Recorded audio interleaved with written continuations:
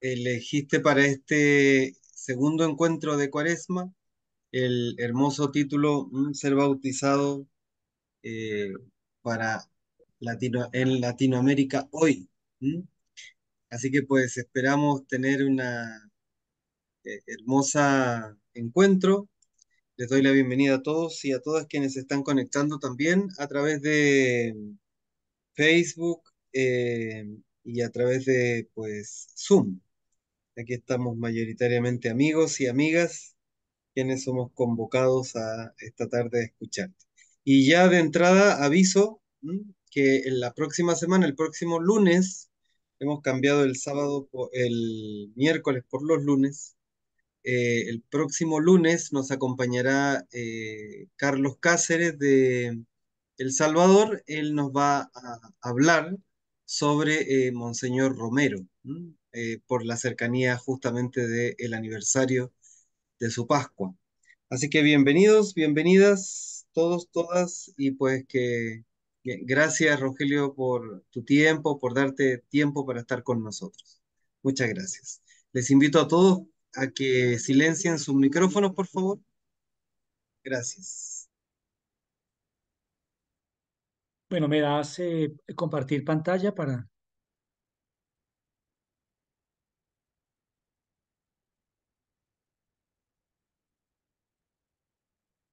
¿No le deja compartir? Ahí. Ya, ahí lo tengo. Ujú. Bueno, pues conversando con... Bueno, primero muy buenas tardes a todos. Muy contento de poder participar con ustedes en la distancia, pero pues muy, muy cercanos al corazón de ustedes, a esa tierra bella de Chile.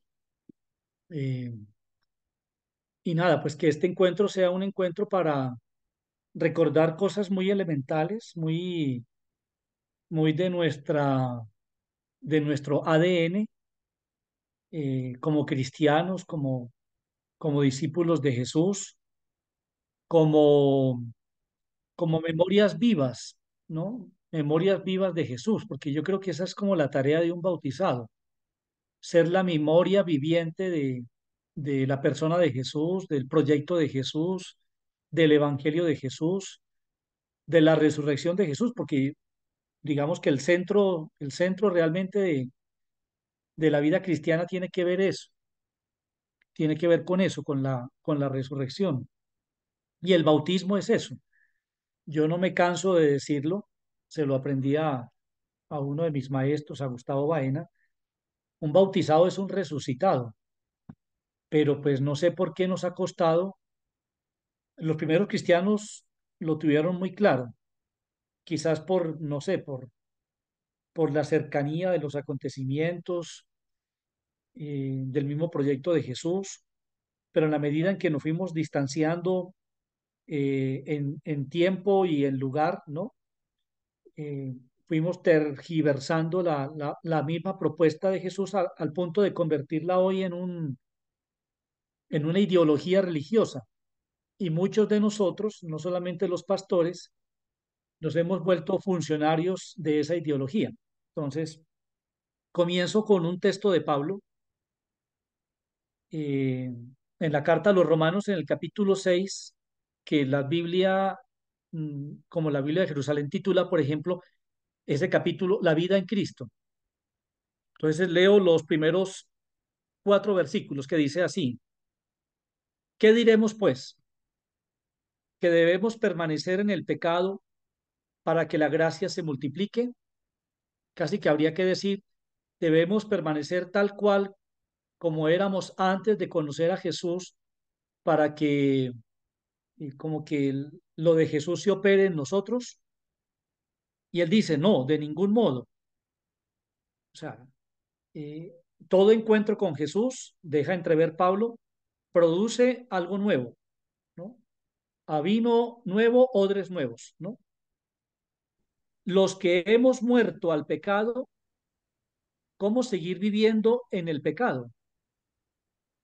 ¿O es que ignoráis que cuando fuimos bautizados, aquí habría que traducir la palabra bautizados, que la hemos castellanizado, cuando fuimos empapados, fuimos mojados en Cristo Jesús, fuimos empapados en su muerte, y la palabra muerte habría que traducirla por en su destino, en su proyecto. Fuimos pues con él sepultados por el bautismo en la muerte, a fin de que, al igual que Cristo fue levantado de entre los muertos por medio de la gloria del Padre, así también nosotros vivamos una vida nueva. Esa es la manera como Pablo entiende el bautismo, ¿no? Encontrarse con Jesús, ser empapados de Jesús implica una vida nueva. Entonces vamos a hablar de eso. ¿Qué tan nuevos, qué tanto de novedad hay en lo que, no sé, pensamos, hablamos, hacemos? Y sobre todo en un continente como el nuestro, un continente, el continente latinoamericano, nombre traído por los conquistadores, traído por los, entre comillas, descubridores, ¿no? Eh, Ellos se arrogaron hasta el derecho a imponernos nuevos nombres, ¿no? Pero en fin, eh, ser bautizado hoy. Entonces, yo parto de dos presupuestos, una paradoja y un escándalo. La paradoja es que América Latina es un continente pobre y cristiano. ¿Por qué paradoja? Porque este es un continente muy nuevo, aunque llevamos muchos más siglos. Aquí las primeras civilizaciones, mientras se hablaba de la civilización de Mesopotamia y después la Siria, babilónica y así sucesivamente, aquí también ya había civilizaciones y muy antiguas. En el territorio nuestro colombiano se han encontrado vestigios de hace 10.000 años. Tenemos lo que se llama la Capilla Sistina de casi que del Paleolítico o Neolítico, que es en una serranía aquí en la zona de la Orinoquía, en límites con la Amazonía, Chiribité, se llama. Eso es una cosa, solo se puede llegar por aire allá porque todo es selvático. En fin, este es un continente muy nuevo, muy rico, muy rico, muy rico. Ha enriquecido a Europa, ha enriquecido a Norteamérica. Todo el desarrollo de ese primer mundo se debe en gran parte no solamente a América Latina, sino al continente africano. Y sin embargo somos pobres, ¿no? Y para rematar, este es un continente confesional, en su mayoría todo cristiano, ¿no? Y, y eso que es una buena noticia, terminó siendo una muy mala noticia para estos pueblos, ¿no? Porque, pues, como para todos es muy claro, creo que así como hemos tenido grandes hombres y grandes mujeres que han dado la vida por, por este continente a nombre de Jesús, pues han habido otros que lo han vendido, ¿no? Y convirtieron no solamente el evangelio en un negocio, sino también en un mecanismo para enriquecer sus bolsillos, ¿no? Entonces, eso es como la paradoja. Entonces, el hambre y la miseria que se manifiestan en la mortalidad infantil muy elevada en este continente, la falta de vivienda digna, problemas de salud, de salarios bajísimos, de desempleo, de subempleo, de inestabilidad laboral, de migraciones masivas cada vez más acuciantes, ¿no? De analfabetismo en pleno siglo XXI, cuando hablamos de una revolución digital, de inteligencias artificiales, ¿no? Todavía hay analfabetismo, sobre todo en nuestros países más profundos, es decir, en la Colombia profunda, en, y así en el campo, ¿no? Hay marginación de indígenas, los pueblos originarios, y de los afroamericanos o afrodescendientes. Hay esclavitud de la mujer a propósito del Día Internacional de la Mujer, ¿no? Una fecha que es para reivindicar los derechos, se terminó convirtiendo en una fecha de mercadeo, de comercio, de banalización, de crítica de esas luchas, ¿no? Entonces ahora todo lo que suene a feminismo, ¿no? Se habla de manera peyorativa, ¿no? Y feminacismos, ¿no? Hasta eso se ha acuñado, ¿no? Ahora, lo problemático no es eso. Digamos que para mí lo más escandaloso es que en un continente, es un continente eminentemente cristiano, o eso es lo que creemos, ¿no?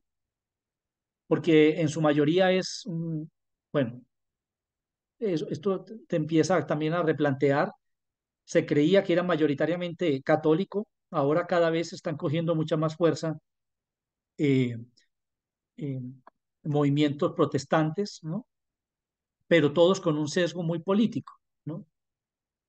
Eh, digamos que se encontró aquí otra manera de manipular social, política y económicamente a la gente desde la religión.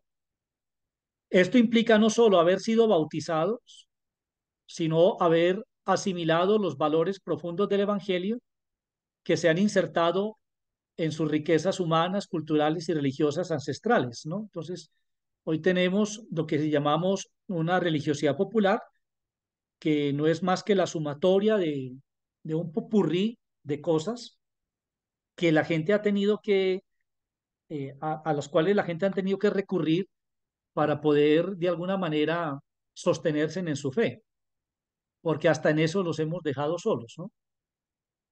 Entonces es muy fácil encontrar cristianos pues que leen, no sé, la Biblia, creen en Dios, en Jesucristo, la Virgen, los santos, pero también creen en la magia, la brujería, la hechicería, la superstición, ¿no?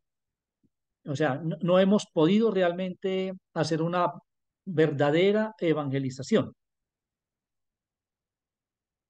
A ese paradoja, pues se suma el escándalo, como digo yo, que la forma como muchos cristianos en América Latina viven su fe es contradictoria. Por una parte, una minoría rica y poderosa se llama cristiana y es defensora de una tradición, en este caso occidental, y utiliza la fe como instrumento para mantener sus privilegios como grupo social, sometiendo a las mayorías a una situación infrahumana. Entonces uno puede constatar iglesias para ricos, iglesias para pobres. Y lo mismo, misas para ricos, misas para pobres. Eh, celebraciones para unos, celebraciones para otros. eh, Uno constata en las mismas comunidades parroquiales y eclesiales un clasismo, no solamente social, económico, eh, sino también mental, psicológico. Eh, es decir, nosotros hemos creado unos mundos paralelos, un mundo para unos, ¿no? A nombre de Dios, ¿no? Y a nombre de Jesús y a nombre del mismo Evangelio. No estoy diciendo que el Evangelio propugne eso, sino que estamos utilizando el Evangelio no para lo que es, sino todo lo contrario, para nuestros intereses particulares. Y ahí la vida religiosa, la vida clerical, se ha alineado con estos sectores, ¿no? En su mayoría. Yo no puedo meter a todos en el saco, pero una gran mayoría se ha alineado pues con estas clases pudientes, clases económicas, ¿no? Es más, nos hemos vuelto capellanes de esas clases. Por otro lado, así como hay una minoría rica y poderosa, hay una gran masa popular que vive su fe cristiana de forma muy alienante. Para muchos la fe solo es una ayuda para resignarse más fácilmente y esperar la compensación del premio de la otra vida. El cristianismo se convirtió de hecho en una droga, en un anestésico adormecedor, ¿no? Eh, en una especie como de calmante. Y las pastorales que se desarrollan en muchas parroquias tienen que ver con eso. comprometer un cielo, comprometer un más allá, comprometer una salvación en la eternidad, ¿no?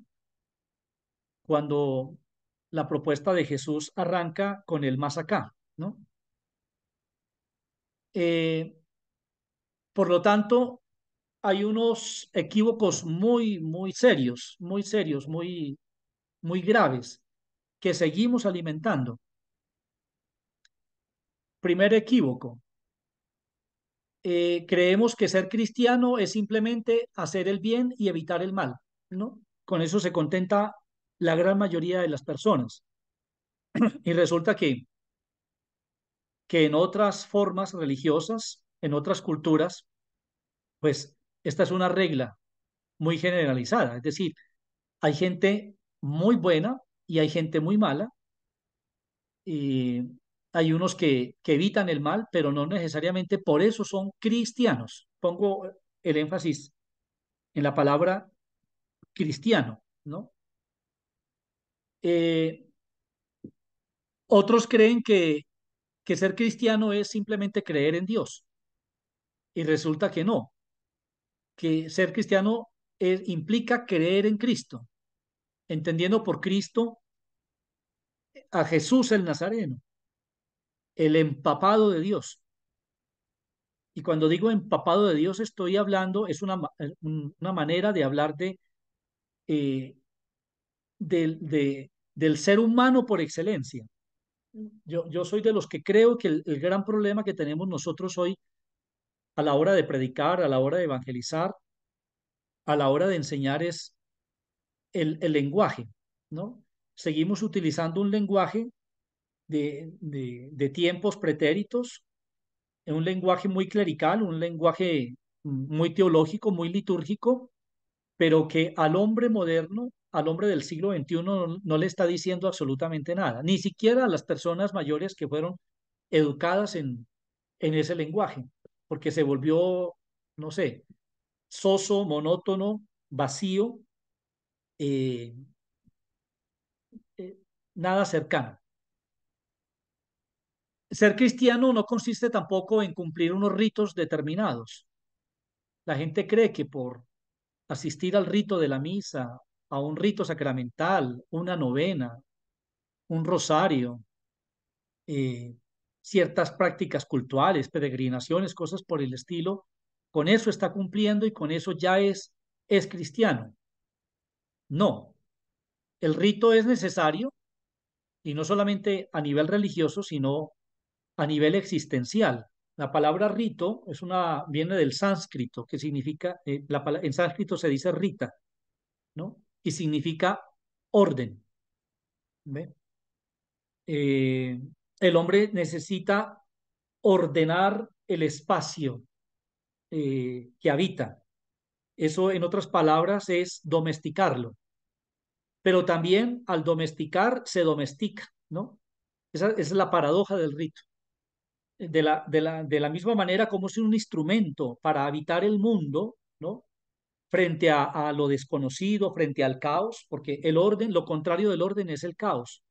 Y eso siempre nos va a angustiar, eh, porque caos es sinónimo de desastre, de oscuridad, de abismo, de tiniebla, y, y intentamos ordenar esa tiniebla, más que ordenarla, como dominarla, pero se nos escapa de la mano, ¿no? O sea, esa es la paradoja del mundo en el que habitamos. Por eso los ritos, de alguna manera, y nosotros somos animales rituales por naturaleza y simbólicos, ¿no? Porque con eso de alguna manera conjuramos, lo que creemos es demoníaco, lo que creemos es maligno, ¿no? Lo que nos amenaza. Y tenemos una cantidad de ritos más allá de los ritos religiosos, las bodas, los funerales, los cumpleaños, eh, el comer, el vestirnos, ¿no? Todo eso hace parte de la domesticación o de la cosmologización o del ordenamiento del mundo, ¿ve? Pero no basta con que ordenemos el mundo para ser cristianos, porque hay ritos que en vez de liberarnos, nos esclavizan, nos alinean, ¿no? Que fue lo que criticó Jesús, ¿no? No es el hombre al servicio del rito del sábado, sino el sábado o el rito del sábado que tiene que estar al servicio del hombre. En fin. Eh, Cuatro, ser cristiano no se limita a aceptar unas verdades de fe, unos dogmas. El cristianismo es más que una doctrina, es más que un conocimiento mental, ¿no? Y hay gente que es muy experta, ¿no? Bueno, los teólogos, eh, que se quedan como discutiendo todos estos silogismos religiosos, ¿no? De si la Trinidad, la encarnación, la ascensión, la resurrección, ¿no? Cuando la cosa es mucho más sencilla de lo que creemos, ¿no? Que tiene que ver con esto de la vida. Eh, Ser cristiano no se limita a seguir una tradición que se mantiene por siglos a través de un ambiente. Entonces, el caso de la misa, ¿no? Ahora que está muy de moda querer devolvernos a uno de los tantos ritos con los que hemos celebrado la o hemos perpetuado la última cena de Jesús, que es la que da origen a, a la Eucaristía. Digamos que el rito actual que tenemos de cara al pueblo es fruto del Concilio Vaticano II, es muy reciente, es del año 60. Antes del año 60, pues se celebraba eh, el rito de la Eucaristía bajo el rito de San Pío V, que fue aprobado por el Concilio de Trento. Y antes de ese, pues la misa era todavía mucho más compleja de lo que era el rito de San Pío V, porque se parece mucho, para que me entiendan, y ahora lo pueden ustedes googlear, ¿no? Mirar cómo celebran los ortodoxos. La manera como ellos siguen celebrando hasta el día de hoy y la liturgia en griego, no solamente por ser la lengua materna de ellos, sino porque esa es la lengua que se instituyó como lengua litúrgica cuando la iglesia se divide por allá a finales del año 900, comienzo del año 1000, en iglesia ortodoxa e iglesia católica o iglesia oriental de lengua griega e iglesia latina, en romana de lengua latina. Ahí, para diferenciarnos, ¿no? Cada uno, ellos continuaron su rito, ¿no? El que tienen hasta el día de hoy, que es mucho más largo que la misa que hacemos normalmente nosotros, y nosotros, pues, adoptamos una manera de celebrar que, vuelvo y insisto, no es que se cambió, se actualizó y se simplificó en los años 60 con el Concilio Vaticano II. Hay gente que añora un rito en el que no nacieron, un rito que no conocen, simple y llanamente por lo mistérico, por el boato, por lo solemne, cuando a Jesús era lo que menos le preocupó. A Jesús no le preocuparon las formas, le preocupaba era el contenido, ¿no? Lo central, ¿no? Que tiene que ver con esto de el partirse por los otros, el pan partido, el derramar su sangre, no derramar la sangre de los otros, ¿no? Y la sangre aquí entendida como hacerlo todo con esa generosidad, con esa alegría, con esa simplicidad de vida, sin guardar segundas o terceras intenciones, ¿no? Pero en fin, eh, ser cristiano no consiste únicamente en prepararse para la otra vida, sin tener presente el más acá, es todo lo contrario. El cristiano es el hombre y la mujer profundamente históricos, profundamente enraizados en la historia. Y cuando digo historia es en la realidad, en el presente, en el día a día, ¿no? Es un hombre con los ojos, es una mujer con los ojos abiertos, ¿no? Mm, Cual profeta, cual centinela, ¿no? Pero nosotros hemos hecho toda una inversión, es decir, durante mucho tiempo, ahora ya menos, quizás por los adelantos de la medicina y de la tecnología, eh, la gente vivía más preocupada por la hora de la muerte y qué pasaba después de la muerte. Ahora ya la muerte parece no asustarle a una gran mayoría de personas, tanto que el que maten a 30.000 personas en unos cuantos meses, sea en la guerra de Israel con Gaza, sea en la guerra de Ucrania con Rusia o Rusia con Ucrania, pues eso ya nos da igual 8 que 80, ¿no? O sea, no, no, ya ni siquiera el más allá nos preocupa. Hace mucho tiempo dejó de preocuparnos el más acá, mucho menos nos va a preocupar el más allá. Por lo tanto, ser cristiano no se identifica con ninguna de estas posturas o cualquier otra cosa semejante. Algunas son previas al cristianismo, como la de hacer el bien y creer en Dios. Eso es precristiano, ¿no? De hecho, hay una máxima que recoge eso y es, no le hagas a nadie lo que no quieras que te hagan a ti, ¿no? El hacer eso no te convierte en cristiano automáticamente, ¿no? Te convierte en una muy buena persona, en un ser humano, ¿no? Pero ahí no hay cristianismo todavía. Otras admiten elementos necesarios, pero no suficientes, como practicar ritos y aceptar verdades. De hecho, todas las religiones ponen el acento en eso, en los ritos que los diferencian de otras congregaciones y en las verdades, ¿no?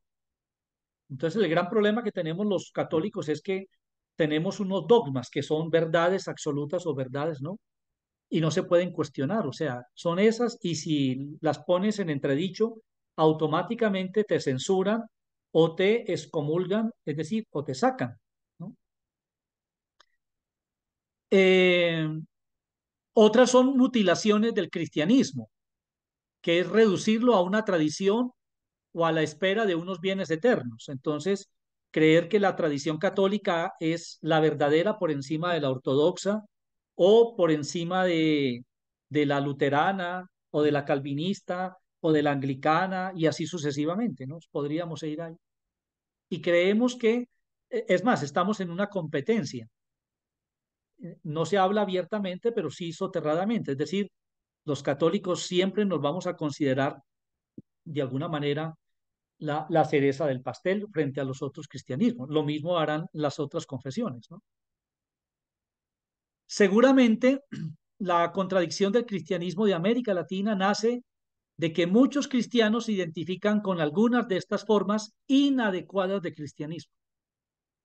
Aquí está una gran radiografía de no solamente de América Latina, sino de países desarrollados con un alto nivel cultural, de educación y de todo, y sin embargo metidos en muchas de estas posturas. El resurgir de la iglesia latinoamericana está ligada, por lo tanto, a una visión más auténtica del ser cristiano, ¿no? Eh, Juan Pablo II acuñó la nueva evangelización. Cuando él habló de la nueva evangelización, de alguna manera, creo que intuía que, que nos habíamos quedado cortos, que nos dedicamos fue a doctrinar y no a empapar, ¿no? Como lo dice la etimología de la palabra baptizo, ¿no?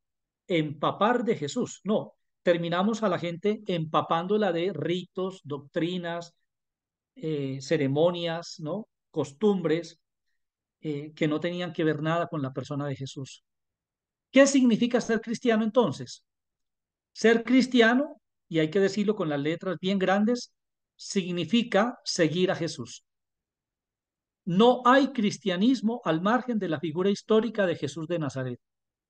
Es más, José María Castillo, que de Dios goce, en ese libro Espiritualidad para Insatisfechos, recalca de comienzo a final que el centro de la vida cristiana no es Dios, el centro es Jesús. Y cuando decimos Jesús es el modelo de humanidad revelado en Jesús. Eso es el centro. Claro, esto suena escandaloso a muchos oídos piadosos, supremamente, ¿cómo se llama?, confesionales o cosas por el estilo. La figura histórica de Jesús de Nazaret, que murió y resucitó por nosotros, y Dios Padre le hizo Señor y Cristo. Todos esos son títulos, títulos litúrgicos y títulos teológicos, que las primitivas iglesias entendían muy bien, pero que nosotros hemos no solamente mal entendido, sino mal interpretado, ¿no? Eh, lo cristiano no es simplemente una doctrina, una ética, un rito, una tradición religiosa, sino que cristiano es todo lo que dice relación con la persona de Jesucristo. Sin él no hay cristianismo. Óigase bien, lo cristiano es él mismo. Los cristianos somos, por lo tanto, seguidores de Jesús. Somos sus discípulos. Y eso es lo que se supone significamos en la ceremonia del bautismo, del sacramento del bautismo. Decimos que hay 7 sacramentos, pero el bautismo es el primer sacramento que sirve de puerta para todos los demás sacramentos. Por lo tanto, yo me atrevo a afirmar que más que 7 sacramentos, lo que hay es un solo sacramento, el sacramento del bautismo, que no hace sino actualizar. Los otros sacramentos lo que hacen es actualizar el sacramento del bautismo. Por ejemplo, el sacramento de la Eucaristía. ¿Qué hace el sacramento de la Eucaristía? Hacer que los que participan en ese banquete, en esa comida, entiendan, ya no metafóricamente, sino existencialmente, que se tienen que volver panes partidos para los demás. ¿Por qué? Porque se supone que eso es lo que hizo Jesús en su vida. Ese es el bautismo de Jesús, que se diferencia del bautismo de Juan el Bautista. El bautismo de Juan el Bautista es un bautismo ritual y que tiene que ver más con una especie de ablución, de lavatorio, ¿no? Que tiene que ver con todo esto de recuperar los orígenes de Israel, que vienen saliendo de un sistema de opresión, huyendo del desierto, ¿no? O sea, ese momento fundacional en la vida de ellos como pueblo, Juan Bautista quiere siglos más tarde, ¿no? Ponerlo en escena y no de manera teatral, sino de manera real. Los lleva al otro lado del Jordán, al desierto, es decir, a recordarles a Israel de dónde es que habían salido, ¿ve? Y cómo tienen que, como hizo Josué, con los que quedaron, con los sobrevivientes de ese primer grupo que condujo Moisés, entrarlos a la tierra prometida, que más que una tierra geográfica, tiene que ver con un estado mental, con un estado existencial. De nada sirve habitar una tierra con una mentalidad de esclavos. No, no, no, no, no sirve. O sea, estamos perdiendo el tiempo. O sea, si los que van a atravesar por segunda vez, siglos más tarde, el río Jordán, no entienden que la tierra prometida es la libertad y la libertad hasta de Dios mismo, pues por más que se bañen en el río Jordán, se unten de aquí, se unten de allá, no hacen absolutamente nada. Y yo creo que eso fue lo que Jesús entendió cuando de alguna forma rompe en vida con Juan el Bautista. Eso lo pueden ustedes ver allá en el Evangelio de Juan, capítulo 3 y 4. Jesús, los 4 evangelios son unánimes en contar que Jesús se hizo bautizar por Juan, que fue discípulo de Juan. Es decir, su búsqueda espiritual, su búsqueda de sentido, lo encuentra en un primer momento con Juan el Bautista, pero hay un momento en que Jesús como que se le prende el bombillo y entiende que aquí no se trata de competir por quién convoca más, si él o Juan el Bautista, porque es lo que los fariseos de Jerusalén, una comitiva, para ver este fenómeno de lo que estaba sucediendo a orillas del Jordán, van allá a investigar y comparan. Van primero donde Juan el Bautista, luego donde Jesús, y le dicen a Jesús, oiga, pero usted cómo ha progresado, usted tiene más seguidores que su maestro. Y ahí como que Jesús dijo, no, no, esto no se trata aquí de montoneras, ni de apostar, ni de competir con nadie. Esto no es por aquí. Y ahí se regresa de nuevo a su tierra, a Nazaret, va a la sinagoga el día sábado y lee ese pasaje programático de Isaías, capítulo 60, 61. El Espíritu del Señor está sobre mí porque Él me ha ungido, Él me ha empapado, Él me ha mojado, ¿no? Y me ha mojado de Él, ¿para qué? Para tener el mismo sentir de la divinidad, las mismas preocupaciones, el desvelo de Él por el dolor humano, ¿no? Mientras a Juan Bautista lo buscan los pecadores, Jesús sale a buscar los pecadores, ¿no? Eso es una cosa bien, bien interesante. O sea, ese cambio, ¿no? Que es el que tiene que hacer la iglesia y el que Francisco, este papa del Concilio Vaticano II, ¿no? Eh, ha tratado de implementar en estos largos 8 o 9 años de pontificado, ya casi 10 años, ¿no? Una iglesia que sea hospital de campaña, de puertas abiertas ante tanto sufrimiento, ¿no? Pero no, nos ha costado entenderle, creerle y aceptarle y convertir nuestras iglesias en eso, más que en lugares de culto, en lugares de encuentro, donde empapemos a la gente realmente de humanidad. En fin, la vida cristiana es un camino, eso lo dice allá Hechos de los Apóstoles en el capítulo 9, el camino de seguimiento de Jesús. De los apóstoles se dice que siguieron a Jesús. Y a este seguimiento es llamado todo bautizado en la iglesia. Ser discípulo de Jesús comportaba para los apóstoles estar con él, entrar en su comunidad y participar de su misión y de su mismo destino. Eso es un bautizado. Y ahí el juego de palabras discípulo y apostolado es bien interesante, ¿no? Porque en unos momentos a los discípulos se les llama apóstoles o se les llama discípulos, ¿no? ¿Qué quiere decir ese juego de palabras? Es, tiene que ver con todo el tema de la Pascua, con todo el tema de la resurrección. Solo hay apóstoles por la resurrección. Antes de la resurrección, lo que existen son discípulos, aprendices, gente aprendiendo el modelo, ¿cómo se llama? La experiencia, el proyecto, empapándose de la vida de Jesús. Es, o sea, yo no me vuelvo apóstol por mí mismo. Es el resucitado el que me convierte a mí en un apóstol, porque la palabra apóstol técnicamente significa embajador. El que obra con todos los poderes plenipotenciarios del que lo envía. En este caso, el resucitado, ¿no? Entonces, ojo, ahora, los evangelios juegan con estos dos términos porque son relatos post-pascuales. Ningún relato en los evangelios es prepascual. Hasta el nacimiento de Jesús, que es prepascual, es leído de manera post-pascual.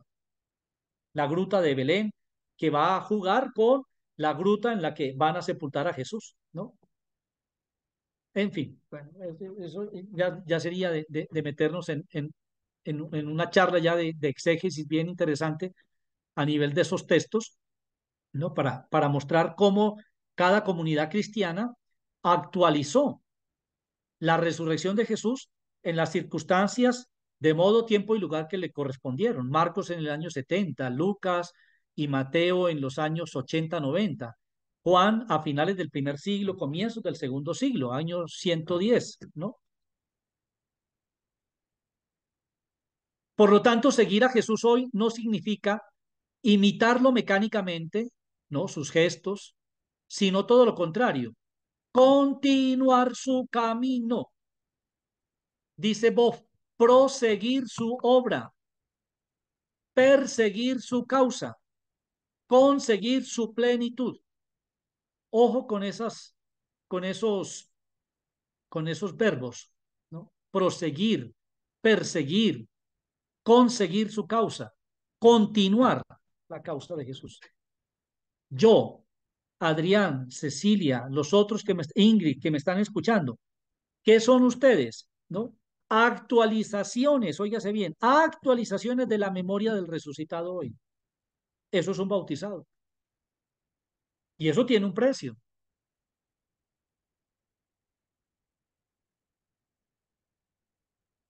El cristiano, por lo tanto, es el que ha escuchado, como los discípulos de Jesús, su voz, es decir, ha hecho la escuela, ha hecho el aprendizaje, ¿no? Y se cree el cuento, se cree la palabra sígueme, y por lo tanto se pone en camino para seguirle. ¿Qué es seguirle? Pues es poder llegar a decir como Pablo, ya no soy yo, Pablo, el que vivo, sino es Cristo, el que vive en mí, ¿no? El empapado.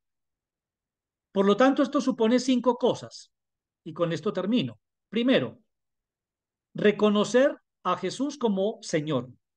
La palabra Señor es una palabra del latín dominus, que significa el dueño, ¿no? Dominus era el dueño de casa, el patrón, dueño de la mujer, dueño de los hijos, dueño de los esclavos, ¿no? Dueño del mundo.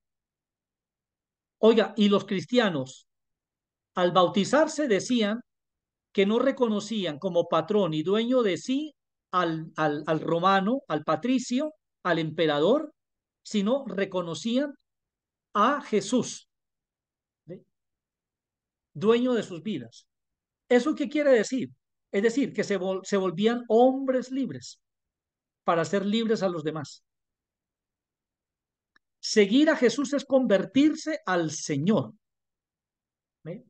Que este Señor, a diferencia de los otros señores de este mundo o los de ese entonces, subyugaban, esclavizaban, vendían, compraban a los otros, este liberta, este libera. ¿Ve? De Domingo se dice que era un hombre libre que hacía libres a los demás. En eso se resume la vida de un dominico. Eso es uno de los principios, ¿no? Un hombre libre que hacía libres a los demás. Uno se mete, se supone que se mete a la vida dominicana para entrar en la libertad y desde ahí hacer que todos los demás, hombres y mujeres, sean libres. Y enfatizo, libres hasta de Dios, porque Dios lo que menos quiere son tener allí gente pegada a sus faldas o pegada a ellos, ¿no? Consultándole qué hacer o qué no hacer, ¿no? O sea, eso no es un proceso de madurez. Eso sería todo lo contrario, una infantilización, ¿no? Eso es opacar al otro. Seguir a Jesús es convertirse al Señor, cambiar la orientación de la vida. Significa escoger la vida en vez de la muerte. Significa renunciar al maligno y a su imperio de muerte. Adherirse a Cristo. ¿Ven por qué esta propuesta en sus comienzos fue una propuesta supremamente subversiva? Subvirtió el orden económico, el orden social, el orden político. Y los que ostentaban ese poder dijeron, oiga, si a esta gente les dejamos coger vuelo, nos va a acabar el negocio, nos va a tumbar todo, el sistema. Y fueron más vivos ellos que nosotros, porque al oficializarnos, al aceptarnos como parte del sistema, dejaron de matarnos y más bien eh, nos imperializaron. En vez de cristianizar al imperio, nosotros fuimos imperializados hasta el día de hoy, que es lo más triste. Y por eso todos los que estamos bautizando de alguna manera terminan siendo idiotas útiles del sistema de turno, ¿no? Aquí, en Chile, en todas partes, ¿no? Y el sistema aplaude. Claro, el sistema se pone feliz cada vez que hay 100 bautizados, 100 primeras comuniones, porque las estamos haciendo no a la manera de Jesús, no a la manera de Pablo, no a la manera de Pedro, sino a la manera del César, del Tiberio, del Nerón, del Calígula de este tiempo. O sea, hoy no somos problemáticos para ningún sistema, ni siquiera para el Fondo Monetario Internacional. Somos un problema. Reconocer a Jesús como Señor de nuestras vidas significa renunciar al maligno y a su imperio de muerte. Significa adherirse a Cristo. Los primeros cristianos en el catecumenado La época de Cuaresma es el tiempo del catecumenado. A mí prefiero más esa palabra que la de Cuaresma, tiempo de catecumenado, porque es el tiempo del discipulado, es el tiempo para yo volver, o sea, todo profesional que se respete, así ya haya terminado, no sé, haya hecho su carrera hace 10 o 20 años, tiene que estar actualizándose, tiene que estar en un constante catecumenado. ¿Ve? Vuelvo e insisto, todo el problema es de terminología. eh, los primeros cristianos en el catecumenado o durante la cuaresma realizaban una solemne renuncia a Satanás y a sus estructuras antes de adherirse a Cristo por el bautismo. Todavía quedan en nuestra liturgia bautismal los vestigios de esa renuncia, pero que es una renuncia más protocolaria que de convicción. Porque claro, yo no le puedo pedir eso al niño, pero sí se lo puedo y se lo debo exigir a los papás. La renuncia a los malignos de este mundo. Se lo tengo que pedir a los padrinos y se lo tengo que pedir al sacerdote de turno o al pastor de turno y a la iglesia, que es testigo de eso, de ese empapamiento, de ese mojar, más que de H2O, de Cristo, porque eso es lo que pretendemos hacer en el bautismo con el niño, ¿no? Pero todo ello hoy debe profundizarse. Nadie puede servir a dos señores, a Dios y al dinero. ¿Dónde estamos ubicados hoy? Pues no hay que hacer muchas encuestas para saber por dónde es que va el agua al molino hoy. Dos, eh, en esto de seguir a Jesús, eh, implica aceptar su proyecto. Es en este contexto que tiene sentido explicar y aprender el Padre Nuestro, como se hacía en el antiguo catecumenado. El catecumenado o la cuaresma era para examinarnos en el Padre Nuestro, tanto los que ya lo hemos recibido porque eso se entrega en el bautismo, tanto los que ya lo hemos recibido como los que lo van a recibir, porque ¿qué es el Padre Nuestro? No es solamente una fórmula para orar, es un compendio del programa de Jesús. Es toda la vida resumida de Jesús. Yo digo siempre en las misas, profesemos ahora juntos la vida de Jesús. No es que Jesús un día dijo, bueno, hoy toca hablar de la oración, saquen un papel, escriban todos esta oración que, que soñé anoche y se me inspiró y entonces, a ver, arranquen así, Padre nuestro que estás. No, no, no, no, no, no, no, no.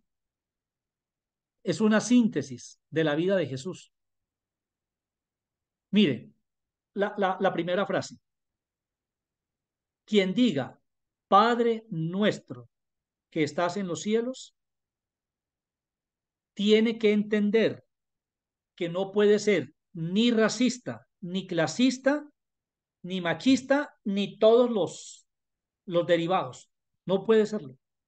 Y sin embargo, nuestra iglesia es una iglesia clasista, machista y racista, por no decir homofóbica y por no decir todos los demás. Y rezan el Padre Nuestro. Yo no entiendo eso. Jesús no ora en singular, ora en plural. Y cuando digo ora en plural es piensa en plural, habla en plural, vive en plural. Esa sola cosa, si la tuviéramos clara en nuestra vida cristiana, salvaría al mundo, salvarían nuestras ciudades, o por lo menos salvarían nuestras familias, salvarían nuestras iglesias. Pero aún en nuestras iglesias oramos de manera particular, de manera individual, de manera en singular. El reino del Padre, el cumplimiento de su voluntad, el mundo donde haya pan y perdón, liberado de todo mal y de todo y victorioso de toda tentación, es una invitación para todos los hombres y todas las mujeres de todos los tiempos. No es para unos.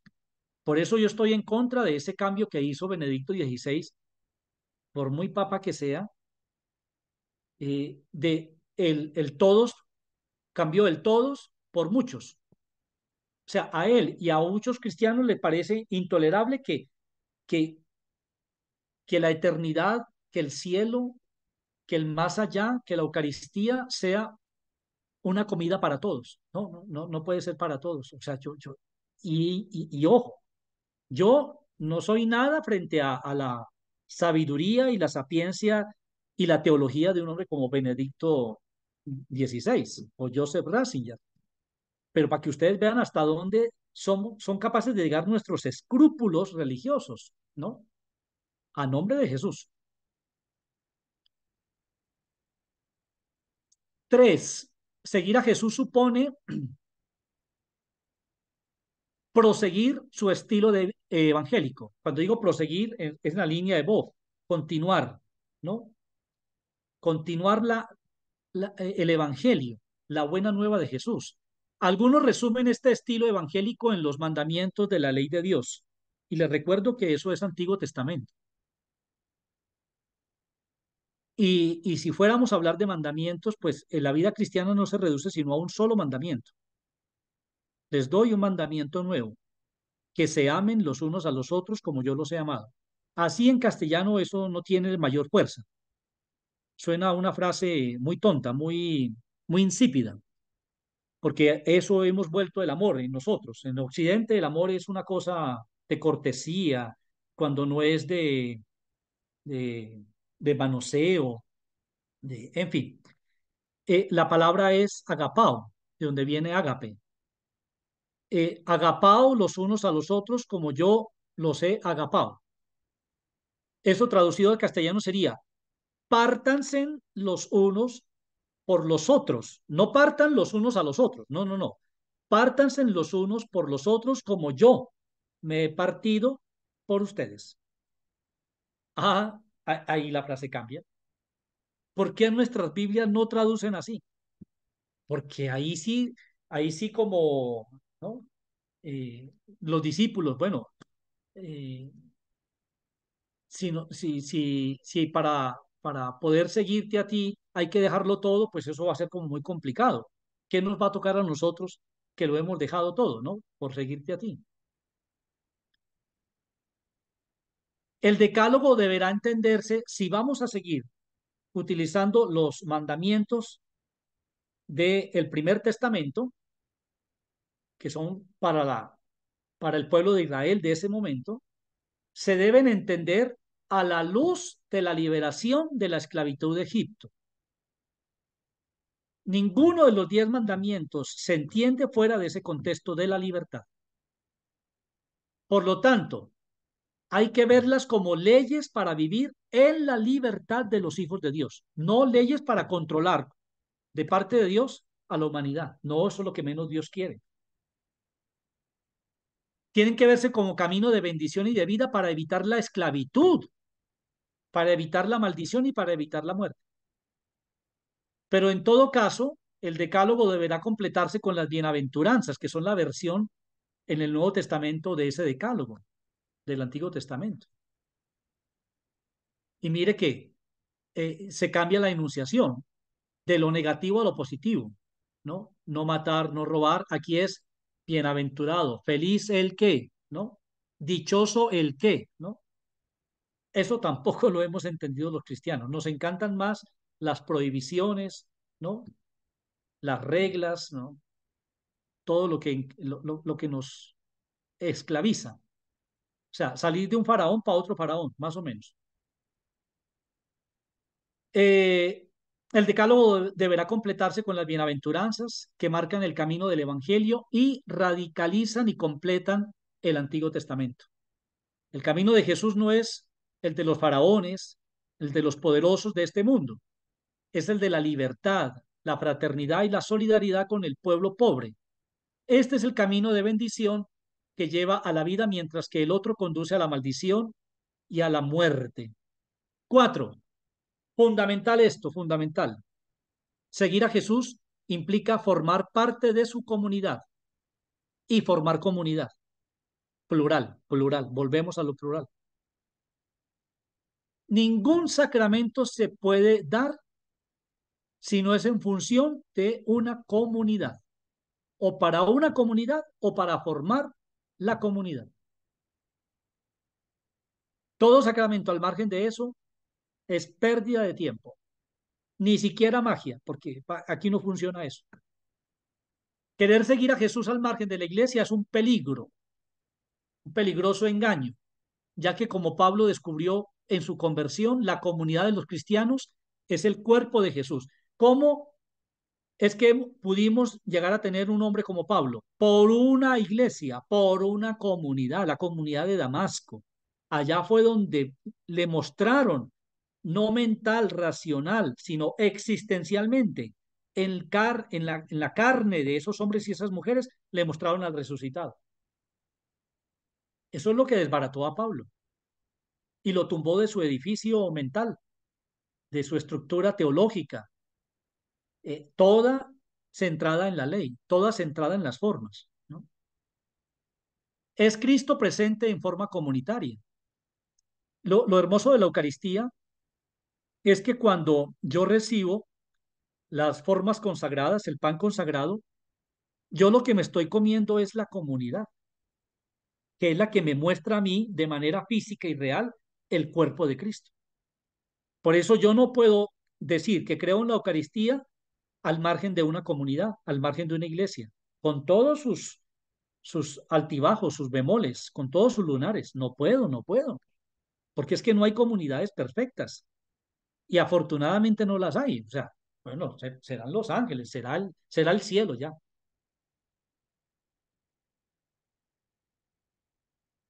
En fin, la quinta, vivir, seguir a Jesús es vivir bajo la fuerza del Espíritu. ¿Qué es la fuerza del Espíritu? El neuma, la memoria. En este caso, la memoria del resucitado. Jesús prometió el Espíritu a sus discípulos. Es decir, que su memoria no, iba a acompañarnos. O sea, si la iglesia pierde la memoria, le da Alzheimer, apague y vámonos, apague y vámonos. Y yo siento que es algo lo que nos está pasando hoy. Esta es una iglesia con Alzheimer, esta es una iglesia desmemoriada de Jesús. Tenemos memoria de otras cosas, pero la memoria de Jesús se nos embolató. Por eso ahora, el Jueves Santo, se nos recuerda todos los años con el gesto del lavatorio de los pies la memoria de Jesús. ¿Entienden lo que he hecho con ustedes? Si yo que soy su maestro y su señor me he puesto a los pies de ustedes, ¿qué es lo que ustedes tienen que hacer entre ustedes? Hombre, pues estar a los pies de los más frágiles, de los más pequeños, de los más necesitados, a los pies del mundo. Podríamos resumir todo esto sobre el seguimiento de Jesús con estos 10 mandamientos. Primero, creerás que Dios es el Dios de la vida, que desea la vida en abundancia para todos y no la muerte. Dos, no utilizarás el nombre de Dios de la vida para atentar contra la vida de nadie. Ojo, en un continente cristiano en donde lo que campea es la muerte. O sea, aquí tenemos los Juegos Olímpicos de la muerte, ¿no? No solamente en Colombia, de arriba abajo, este continente, bueno, y ahora pues Europa ni se diga. Tres, agradecerás a Dios la vida y la celebrarás como un gran don y una tarea, porque la vida no está hecha, nos toca construirla. Cuatro, defenderás la vida amenazada y honrarás a los que te la han dado. Cinco, no matarás de ningún modo la vida, pues la vida es de Dios. Seis, amarás y gozarás la vida sin egoísmos. Siete, no te apropiarás de los bienes que han sido creados para que todos vivan. Danos hoy nuestro pan de cada día. Ocho, compartirás la vida con tu pueblo con toda verdad. Nueve, trabajarás para que todos tengan lo suficiente para vivir. 10, pondrás tu vida al servicio de los demás hasta arriesgar tu vida por la vida de los otros. Estos 10 mandamientos se resumen en dos: amarás tu vida y la vida de tu pueblo como la vida de Dios. En la medida en que andemos por este camino, nuestro cristianismo, diría nuestro bautismo, será auténtico y la realidad se acercará a la utopía mesiánica que el profeta Isaías describió muchos siglos atrás y que Monseñor Romero gustaba de repetir a su pueblo. Dice el profeta Isaías: Harán sus casas y vivirán en ellas, plantarán viñas y comerán sus frutos. Ya no edificarán para que otro vaya a vivir, ni plantarán para alimentar a otro. Los de mi pueblo tendrán larga vida como los árboles, y mis elegidos vivirán de lo que hayan cultivado con sus manos. No trabajarán inútilmente, ni tendrán hijos destinados a la muerte, pues ellos y sus descendientes serán una sola raza bendita de Yahvé. Ok, mis queridos hermanos, eso es lo que le tenía para ustedes.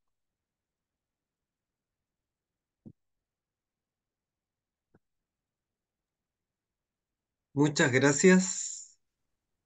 Como siempre, abrimos la palabra. Les invito a que abran sus pantallas, sus micrófonos, para que, por si alguien quiere reaccionar a esta provocación.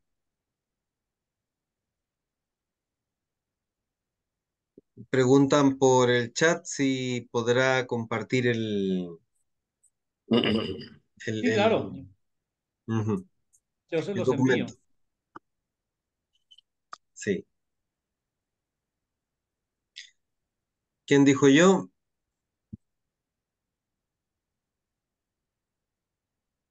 Ya, yo parto, Adrián. A la Hola, orden. mi querido Rogelio. ¿Qué más, Ramón? ¿Cómo estás, hombre? Bien, Qué muy gusto bien, vernos bendito Dios. físicamente, aunque sea por este medio virtual. Y bueno, ya nos vemos por ese WhatsApp y todas tus colaboraciones y tus compartires. Eh, Uno de los tantos libros que tú has mandado, que ya ni me acuerdo cuál es, habla de la naturaleza humana. Mm. Y yo mientras te escuchaba, y con estos 10 mandamientos finales que tú pusiste, podríamos decir que lo que tenemos que tratar de hacer es que Jesús forme parte de nuestra naturaleza. ¿Mm? Digamos que Ahí, ya Él forma parte de nuestra naturaleza, porque Jesús no. pero tomar conciencia, claro. Ah, sí, claro. Digamos que lo que tenemos, y en eso consiste el discipulado. Digamos que el discipulado no es, nosotros hemos malentendido la catequesis. Y quizás por eso, si volvemos a recuperar lo del catecumenado, que era como, bueno, los cristianos se preparaban casi que durante un año, pero estos 40 días previos a la Semana Santa, porque la Semana Santa era para bautizar, que eso también se nos perdió del radar. Es decir, hoy hacer la Semana Santa al margen del bautismo no tiene sentido. O sea, esto de andar bautizando por un chorro de mangueras, no sé, los terceros domingos de cada mes o qué sé yo, o porque el padrino de X parte llegó y entonces aprovechemos. No, por ahí no es la cosa. Por eso tenemos un cristianismo muy mediocre, porque no nos hemos tomado en serio esto de identificarnos con el personaje. ¿Ve? Primero estamos o sea, muy lejos de los acontecimientos históricos. Pero hay una tradición viva, la memoria de Jesús, que la transmiten hombres y mujeres por su testimonio de vida. Esos son esos hombres y esas mujeres que debieran estarnos hablando durante este tiempo. La Semana Santa es para eso, como hacen en las tribus que se reúnen para oír a los sabios, a los ancianos, ¿no? El saber ancestral. Nosotros tenemos un saber ancestral que se llama Jesús. ¿Dónde estamos hablando de Jesús en nuestras casas? Si no es a través de novenitas, a través de, o sea, yo no tengo nada contra los rezos, pero eso me parece que desvirtúa, es muy poquito con respecto a lo provocador, a lo alentador, a lo esperanzador de la persona de Jesús, no solamente para su tiempo, sino para nuestros tiempos, para hoy. Entonces, si nosotros, los cristianos, no ponemos a Jesús de moda en nuestras conversaciones, ¿quién lo va a hacer? Y nuestras iglesias, más que para ir a rezar y más para ir a cantarle a Él, es para que entre nosotros discutamos y hablemos, bueno, ¿qué es lo que sabemos de Jesús? ¿Qué es lo que me inquieta de Jesús? ¿Qué es lo que anhelo de Jesús? Pero ni siquiera esos espacios en nuestras comunidades existen.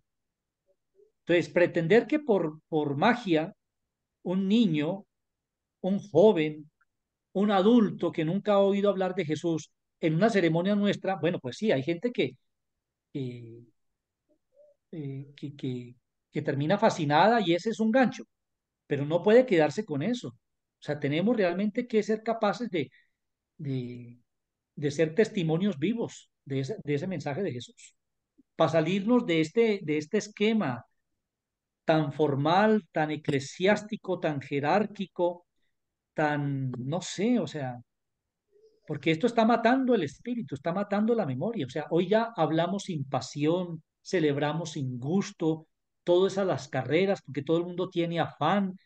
Entonces, o sea, entonces, ¿para qué nos reunimos? ¿Para qué estamos ahí?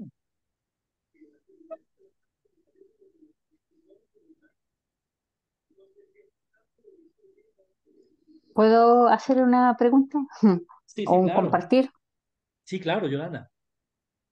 Em, yo siento de que dentro de todo lo que he escuchado que tú has hablado en este momento, eh, yo pienso que para nosotros los cristianos mucho tiempo nos quedamos muy cómodos, eh, porque es mejor no interpelarlo, porque cada actuar de nosotros debería ser, o sea, ¿qué es lo que haría Jesús hoy día? A lo mejor una frase cliché, pero yo creo que él hoy día nos agarraría de las mechas, nos daría unos sacudones, yo creo que hasta nos tiraba al mapocho, porque Mira, somos tan cómodos, tan así, pocos comprometidos. O sea, yo estoy hablando de mi persona, si yo digo, pucha, yo trato de comprometerme, que en mi trabajo, que el paciente, que para allá, que voy para un lado y para otro, pero conscientemente de tratar de con eso arrastrar a otro como lo hacía Jesús, que entusiasmaba al otro y que le daba duro con enseñanzas, si él no se ponía a hacer gran cosa, él le enseñaba con palabras que en el fondo era, entiende, cabeza dura, cabeza hueca, no sé qué, pero hoy día yo creo que eso nos falta a nosotros, hoy día nos falta ponernos así como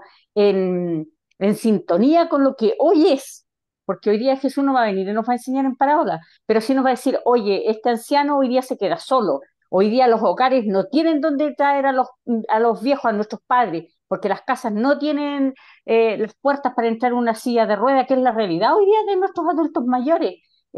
Nos estamos quedando sin hogares de ancianos muy caros, muy no sé qué, entonces la gente va quedando, quedan abandonados en el hospital. Nosotros tenemos un abuelo que lleva 5 años en que su familia no se quiere hacer responsable de ellos. Y yo creo que frente a eso a nosotros nos falta un idioma, nos falta una cosa clara de decirle a la sociedad, oye, este es tu padre, es tu madre, que así como decía, pero tú eres responsable. Si hasta la sepultura nosotros tenemos que honrar a nuestro padre y nuestra madre, pero yo creo que a nosotros nos falta eso, nos falta un compromiso real y ser así como consecuente, no solo decir palabras bonitas, sino de que realmente andar con sandalias y ser ligeros de equipaje, po. Andamos con un montón de cuestiones en la espalda que nos pesan, que nos arrastran, que los zapatos, que no sé, un montón de cosas que en el fondo hacen que nuestra vida sea más complicada que ser más sencilla en esta cuaresma. O sea, yo no sé, yo pensando en mí mismo digo, puta, ¿cuánto yo he dejado? ¿Cuánto he dejado para vivir realmente esta cuaresma y vivir una Pascua de resurrección con este Jesús que me encanta, que me enamora, que se puede hacer vida en realidad? Porque yo como cristiana trato que se haga vida, no sé, pues en cosas pequeñas, en las plantas, en las flores, en lo que se sea. Pero ¿cuánto yo soy capaz de que ese testimonio arrastre a otro, po? Si yo lo puedo vivir sola así tranquilamente, rezar todo el día, como dices tú, o dar un pan al que pasa por la casa a pedir, pero si yo no soy capaz de comprometer y comprometer a otro, yo creo que poco sirve. Y yo creo que ahí nos quedamos pegados en la escritura, en todo esto que se nos ha enseñado, que nosotros repetimos como monos y que no sabemos realmente lo que significa, porque es lo que realmente significa este Padre nuestro de cada día. ¿Qué significa esto de compartir el pan de cada día? O sea, desde que me levanto en la mañana, poner a gusto, poner contenta, la mesa para tomar desayuno, el compartir con este otro, ¿qué significa realmente eso? Y ahí donde yo siempre me cuestiono, yo digo, ahí donde yo soy miserable como cristiana. No soy capaz de todos los días poner la mesa feliz de la vida, sino que el otro día, oye, ponla tú, o calienta tú el pan y toda la cuestión, y no soy lo suficientemente generosa con esas cosas, pues. Entonces, yo creo que yo como cristiana me falta eso, de un compromiso real y de poder ser testimonio vivo para los otros.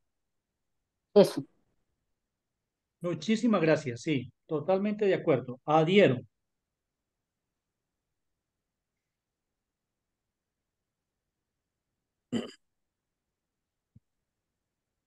Yo me quedo con una percepción, con una preocupación a su vez, ¿no? Y la compartía el año pasado cuando inició un curso y sobre el tema y es la base de todo lo que hago en realidad, ¿no? Y es que eh, junto con este proceso que hemos vivido de crisis de la iglesia, no solo de la iglesia, sino de todas las instituciones en general, pero de la iglesia, es que junto con el agua sucia, digo yo, hemos botado la guagua, ¿no? En este caso la guagua es Jesús. Jesús dejó de ser un referente en nuestras conversaciones, dejó de ser un referente en nuestras familias, dejó de ser referente en nuestros grupos de trabajo, hasta dejó de ser un referente incluso en, no sé, en mi opción, como decía Yolanda, ¿no? Hasta en esos elementos más básicos de mi vida cotidiana.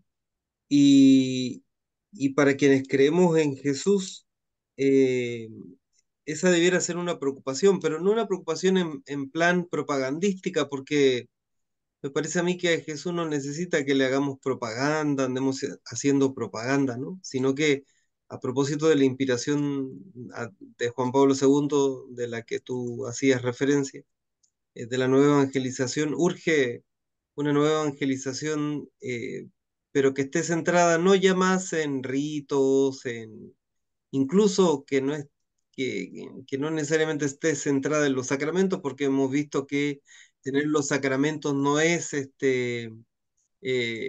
condición sine qua non de seguimiento, discipulado, misionero, sino que esté centrado justamente en estas palabras que tú citabas de del querido Leonardo Boff, ¿no? Bob, Seguir a Jesús no es imitar a Jesús a propósito del libro famoso de Kempis, ¿no? De la imitación de Cristo, sino que seguir a Jesús es continuar su camino, proseguir su deseo, perseguir su causa, conseguir eh, su plenitud, etcétera, etcétera. Me parece que ahí los cristianos tenemos un trabajo interesante que hacer, ¿no? A propósito de mi propia experiencia de vida, mucha gente me insiste, ¿no? Uy, qué pena, dice, con lo que nos faltan los sacerdotes. Yo digo, no, no faltan sacerdotes, faltan laicos. Faltan laicos viviendo esta dinámica del reino que quieran recrear una iglesia en salida del templo, en salida de estructuras, no para que cada uno viva su propia iglesia al modo que le dé la gana, sino formando comunidades que hagan memoria de Jesús. Eso quería compartir, gracias. muchísimas gracias, sí. Perdón, y en la línea de lo que reflexionábamos la semana pasada, ¿no? Del Papa Francisco, de la carta del Papa Francisco, decir justamente, y no a modo de propaganda, ¿no? Sino que decirlo de manera muy, desde mi parte por lo menos, con mucho convencimiento, es que es necesario ir creando, o sea, alguien tiene que tomar la iniciativa, ir creando esos espacios, po, de reflexión, de comunidad, eh, de formación de comunidades, teniendo en cuenta que no van a venir más como antes, a no ser para pedir algún sacramento, alguna asistencia, alguna, no lo digo con ningún desdén, ¿no? Sino que teniendo en cuenta que nos corresponde a nosotros hoy día salir, ¿no? Al encuentro de ese otro, esa otra, crear los espacios para que ese otro, ese otra, pueda encontrarse con la persona de Jesús para hacer esto, ¿no? Continuar su camino, proseguir su deseo, perseguir su causa, conseguir su plenitud, etcétera. Por tanto, voy a hablar. Por tantos años hemos vivido la cuaresma, por citar algún acontecimiento, un rito de la iglesia, repitiendo rezo, escuchando, yo me acuerdo de chica, antes de las letanías, las 3 horas, la qué sé yo, y no lo que tú dijiste, Rogelio, que era el tiempo en que se tenían que formar y aprender, el tiempo de los catecúmenos, ¿cierto? Mm. Eh, Teníamos que aprender cómo era la vida de Jesús para poder seguir viviendo, nosotros ser continuadores de esa vida, de ese proyecto. Cuando nos hablan del espíritu, ¿no es cierto? Y uno se imagina el espíritu. ¿Qué es el espíritu? ¿Qué es el Espíritu Santo? El Espíritu Santo, lo que yo te entendí ahora, es comprometerse con la vida de Jesús y tratar de transmitir esa vida. Pero ¿de dónde saco esa fuerza? No, digamos que la fuerza, por eso es importantísima la comunidad, porque es decir, yo solo no me puedo echar el mundo a las espaldas. O sea, Jesús intentó hacerlo y digamos que desde el punto de vista de la cruz es un fracaso. Pero la resurrección es la manera de demostrarle al mundo que, que no es el fracaso el que tiene la última palabra, porque aquí lo que se valora es eh, todo esfuerzo, toda, todo compromiso en aras de poder hacer algo por el otro, es eso lo que nos resucita. Y eso lo hacemos en comunidad. O sea, esto, por ejemplo, este espacio, así sea virtual, digital, qué sé yo, es una manera de nosotros recuperar la memoria de Jesús, mantener viva la memoria de Jesús y de hacerla realidad en nuestras vidas, porque cada uno de nosotros no podemos negar que está haciendo un esfuerzo. ¿Ve? Es decir, nosotros nos oponemos a ir con la corriente, ¿no? Somos contracorriente. Ya esto es una contracorriente, o sea, bien pudiéramos estar haciendo otra cosa totalmente distinta, pero ya este encuentro manifiesta una preocupación, un deseo, unas ganas por ir más allá del rito, de la costumbre, de la monotonía, del rezo, ¿no? Porque la preparación, el estudio, nos ha servido para algo, para abrir la mente y queremos más, ¿ve? Ahora, tenemos que ser capaces de transmitirle esto a muchas otras personas que están sumergidas en, no sé, en el recito, en la cancioncita, en la no sé qué, en la parada aquí, en la parada allá, ¿no? A eso le gastamos mucho tiempo y muchos esfuerzos, cuando hay otras cosas que realmente merecen no solamente la pena, sino que debiéramos estar allá. O sea, cómo combatir el hambre, cómo combatir el sufrimiento, la soledad, la enfermedad. eh, Eso es lo que tenemos que hacer y lo hacemos en grupo, porque pues solos no podemos, o sea, solos nos estrellamos contra el mundo, o sea, nos vuelve papilla el mundo. Pero ¿de dónde sacar la fuerza y la valentía para en una ceremonia religiosa, en, en una misa, por decirlo, en una misa No, nos dominical toca, al que asiste, yo creo que y esa pelea ya no podemos darla, porque, digamos, muchos intentos empezaron por ahí, por intentar cambiar esas ceremonias. No se trata de abrir otra iglesia paralela, sino se trata de formar comunidades. Bueno, América Latina, en los años 60, 70, comenzaron las comunidades, las famosas comunidades eclesiales de base, comunidades que cristianas de las base. hay. Claro, Entonces, fue lo que intentamos hacer en Apoquindo con Iglesia en las Casas. muchas vidas. O sea, es lo que hay que hacer, porque ahí sí no tenemos que pedir permiso para nada y no estamos haciendo absolutamente nada en contra del Evangelio, ni en contra de nada, ni en contra de la Iglesia. O sea, el papel nuestro no es hacer montonera por hacerla, no, es juntarnos para ver cómo hacemos que el mundo sea más humano, más fraterno, más, más cercano los unos con los otros. Y ahí es en donde mucha gente nos va a preguntar, oiga, ¿qué es lo que hacen? Yo quiero ser parte de ello, quiero ir, ¿no? Porque ni siquiera hay que salir a las esquinas a traer la gente a la fuerza, ¿no?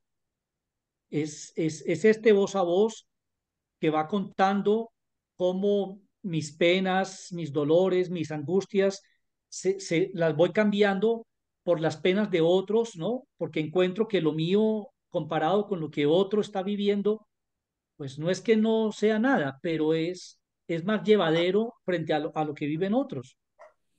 Y ahí es en donde vamos formando unas nuevas comunidades, las comunidades del siglo XXI, porque todo esto es un proceso de cómo la iglesia de alguna manera se va regenerando y tiene que regenerarse, porque así como venimos, pues este modelo ya caducó, por aquí no es. Eh, Mira, yo estoy plenamente de acuerdo. Me, me ha parecido súper interesante la propuesta. Estoy de acuerdo de todo lo que sea, lo que no es ser cristiano, lo que no es bautismo. Pero el tema está que, como yo estoy en Bolivia, tenemos una comunidad de 6 años, una comunidad bien diversa, bien plural, diríamos, en cuanto a espiritualidades, ¿ya? Y- pero para poder caminar se requiere un ejercicio de respeto y de paciencia para acompañar. Mm, O sea, después de 6 años, casi se va la, voy a decir en términos chilenos, a las pailas, por una situación muy particular, diríamos, ya, de una situación, y ahora estamos volviendo. mm. Pero todo lo que tú dices, ¿cómo tú lo puedes ir o sea, yo intento, ¿no? Yo voy por ahí, hay dos, una señora, hay dos o tres que sí enganchan con todo esto. Pero después yo voy a misa en una parroquia donde hay un fraile y es todo lo contrario, ¿ya? O sea, Sí, no, no, insiste no. en el bautismo, que es como la carta de entrada. Yo digo, este frailecito, este dominico, ¿cómo predica esto? Yo ya le he dicho, oye, pero ¿cómo vas a predicar 20 minutos y dando la vuelta a la misma, ¿no? Entonces, ¿cómo va a cambiar esto? ¿Cómo va a Por cambiar? eso, porque es mucho más fácil ser funcionario de... No, yo lo sé, sí, pero ¿cómo ¿sí? si tú vas a otro Ahora, y es la misma, la misma? Entonces, mm, si esta comunidad pequeña de 10 personas eh, se llama Comunidad Bíblica con Ojos de Mujer, aunque hay un varón que es muy lindo. eh, el tema está que yo entiendo, uno va caminando a la orilla de la iglesia, ¿no? No, y como dices tú, no hay nada malo. O sea, uno lee a Felicísimo Martínez y Seguimiento de Cristo. Incluso Skilleberg ya él introduce, o sea, mm, para estudiar sin seguimiento de Cristo, la cristología no sirve, ¿me no entiendes? sirve, Entonces, ¿verdad? eso es súper lindo. Pero ¿por qué no Mm. predicamos eso, digo yo? ¿Ya? Entonces, no, lo que toca es, o sea, no pelees con el fraile porque por ahí te vas a desgastar. Y no, invierte todo ese esfuerzo en traer gente que está agotada, cansada, desilusionada de esa celebración. No para armar otra iglesia, sino, bueno, venga, venga acá. O sea, mejor dicho, la tarea nuestra es dedicarnos, ojo con ese verso de Jesús, vengan a mí todos los que estáis cansados y agobiados, que yo os aliviaré. Yo siento que ese es como el programa que tendríamos que hacer hoy frente a una iglesia institucionalizada que ya no tiene que pensar, no tiene que crear, no tiene que inventar nada porque toca campanas y la gente llega por ósmosis, ¿no? Pero así como entra, así sale. Nosotros tenemos que estar a la salida para decirle, bueno, vea, usted está cansado, está desilusionado, está agotado. Aquí hay un espacio no para llenarle la cabeza de cucarachas, sino, venga, para que descanse, para que aprenda con nosotros y, y nos ayude a renovar esto. Tenemos que irlo cambiando poco a poco, porque volvemos a una de las enseñanzas de Jesús. El reino de los cielos se parece a una mujer que coge 3 cuartos de harina, ¿no? Y amasa y amasa y amasa y después mezcla la levadura hasta que toda la masa queda fermentada. Eso es lo que nos toca hacer.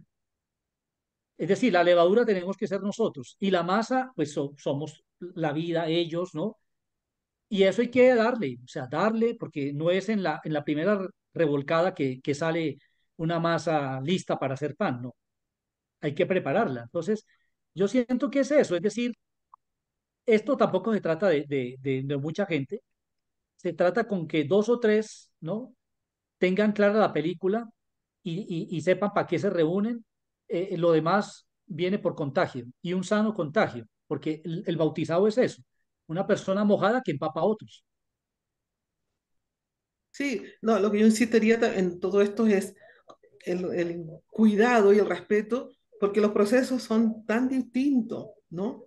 O sea, dentro de un grupo, hay algunos que van, o sea, que son como una esponjita, que van buscando, van descubriendo, pero hay otros que están tan, y quieren estar en esa comunidad, entonces uno, o sea, yo lo digo por todo lo que estamos aquí, el cuidar, porque si no, porque a cada uno le llega su momento, como digo yo, su momento de darte cuenta que, lo que incluso hay una señora que dijo, yo he vivido toda una vida y recién me descubro que yo siempre rezaba pero nunca rezaba con rostro. O sea, ya eso es lindo, saber que tú oras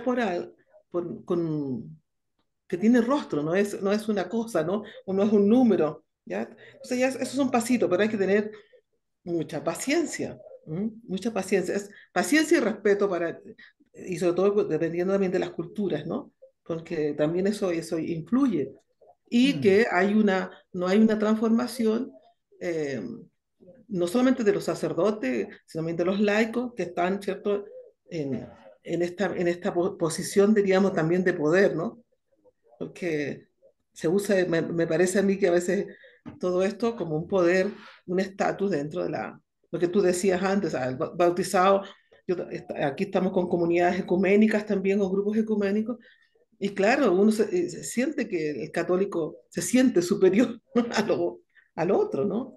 Entonces, Sí, es un desafío, así que te agradezco porque me ha hecho revivir esta pasión por buscar algo nuevo. Gracias. con gusto.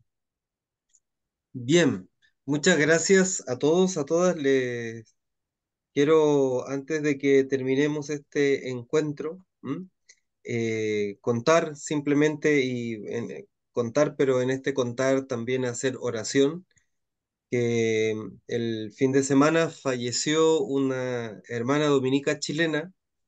Ella pertenecía a la congregación Misioneras de Santo Domingo y estaba trabajando en Tailandia. Y justo su hermana carnal la iba a ver, ella la iba a buscar al aeropuerto y un camión chocó el taxi donde la iba a buscar a su hermana al aeropuerto. Ah, caray. Y pues sí, entonces nosotros, pues, cristianos, cristianas, ¿verdad? La muerte nos impacta, siempre nos duele, pero nos mueve también la esperanza en la resurrección. Entonces, pues, recordarla, ella se llama María Teresa Contreras, Sor María Teresa Contreras, misionera de Santo Domingo, a quien ya pues sabemos estaba sirviendo en un orfanato en Tailandia y pues por su servicio, por su ministerio y por el don de su vida, gracias Señor, y también por su Pascua, ¿verdad? Gracias Señor. Muchas gracias Gracias, Señor. Rogelio, muchas gracias Rogelio por tu tiempo, por tu dedicación, por tu cariño. Y para todos, para todas, recordarles, tanto a quienes estamos aquí en la sala como quienes nos están siguiendo por Facebook, eh, que el próximo lunes a las 20 horas también nos va a acompañar un hermano desde Panamá. ¿M? Él ha trabajado, ¿no? Su tema de trabajo de reflexión teológica ha sido la vida y el pensamiento de Monseñor Romero y Ay, qué pues lindo. muy pronto, muy pocos días después se celebra la memoria de la Pascua de Romero, el martirio de Romero. Sí. Entonces pues viene muy ad hoc a nuestra cuaresma y también a esa conmemoración, celebración de su martirio. Muchas gracias a todos, a todas. Nos volvemos a Gracias, encontrar si Dios quiere el lunes y muchas gracias Rogelio. Gracias, Gracias a nos todos y a vemos, gracias, chao. todas. Elio. Gracias, Adrián. Chao. Hasta Gracias. luego.